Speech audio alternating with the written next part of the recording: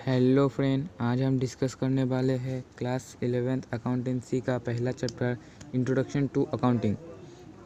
पहला सवाल, define accounting. इसका आंसर है according to American Institute of Certified Public Accountants, accounting is the art of recording, classifying and summarizing in a significant manner and in terms of money, transactions and events which are in part at least of a financial character and interpreting the results thereof। इसका मतलब है accounting एक महत्वपूर्ण तरीके से और पैसे की लेन देन और घटनाओं के संदर्भ में रिकॉर्डिंग, क्लासिफाइंग और समराइजिंग करने की कला है, जो कम से कम एक वित्तीय चरित्र के हिस्से में है और वह परिणामों का व्याख्या किया जाता है। दूसरा सवाल, define bookkeeping. According to R.N. Carter, bookkeeping is the science and art of correctly recording in the books of account all those business transactions that results in the transfer of money or money's worth। इसमें बताया गया है कि book keeping उन सभी business transactions को सही ढंग से रिकॉर्डिंग करने की विज्ञान और कला है, जिसके परिणाम स्वरूप पैसे या पैसे की वर्थ का ट्रांसफ़र होता है। तीसरा सवाल, state the end product of financial accounting. The end product of financial accounting are trading account, profit and loss account, जिसे हम PL अकाउंट भी कहते हैं, एंड बैलेंस शीट। इसके बारे में हम बाद में पढ़ेंगे। Next question, enumerate main objectives of accounting. The main objectives of accounting are to keep systematic record of all business transactions.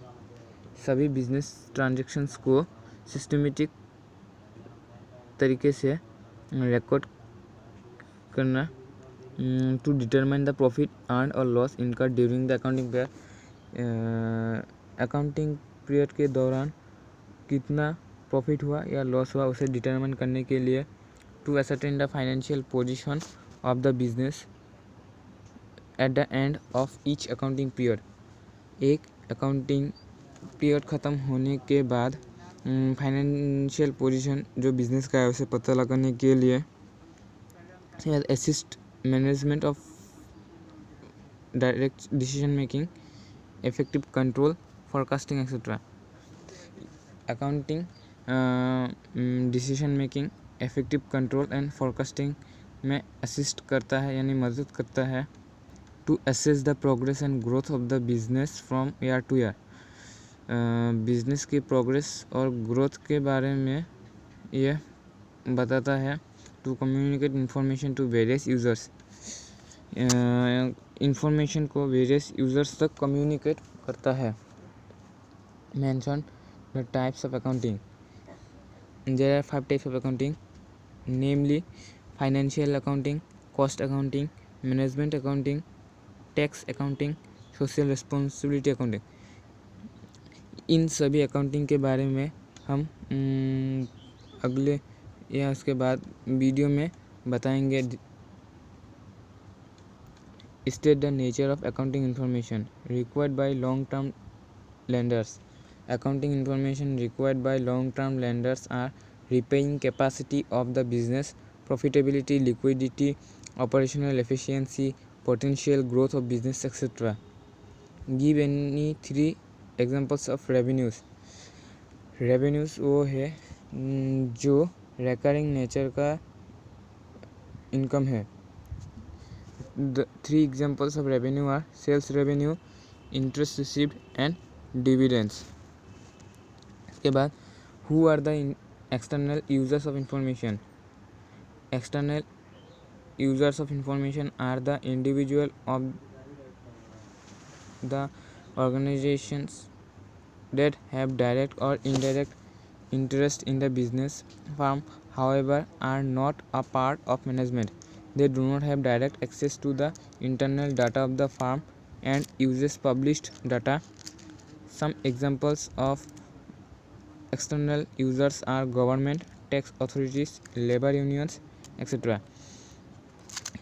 External users of information वो है उस व्यक्ति या ऑर्गेनाइजेशन को कहते हैं जो डायरेक्ट और इनडायरेक्ट तरीके से बिजनेस फार्म में इंटरेस्ट है लेकिन वो मैनेजमेंट का पार्ट नहीं है। वे डायरेक्ट तरीके से इंटरनल डाटा में एक्सेस नहीं कर सकते और ना ही पब्लिश डाटा यूज़ कर सकते हैं। ऐसे ही कुछ एग्जांपल है एक्सटर्नल यूजर्स के, जैसे government, tax authorities, labour unions. अगर ये वीडियो पसंद आए तो लाइक, शेयर और सब्सक्राइब ज़रूर करना, और अगर किसी भी बात का जानकारी चाहिए तो प्लीज़ कमेंट करना। Thank you.